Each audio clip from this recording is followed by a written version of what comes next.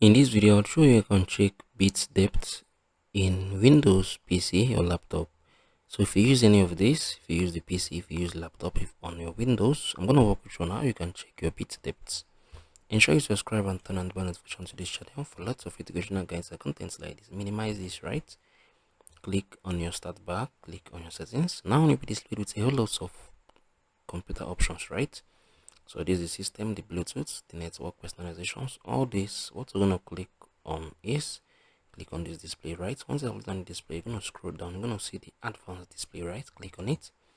From here you can see a whole lot of informations, right? So there are, I think, like 2 or 3 bit rates. They have the 64, they have the 82, they have the 4, I don't know, but I think we are using 84, right? Sorry, we are using 8 bit here, right? So they should be the 4 bits, they should be 12. I don't know, I'm not really sure. I don't know, I'm just saying.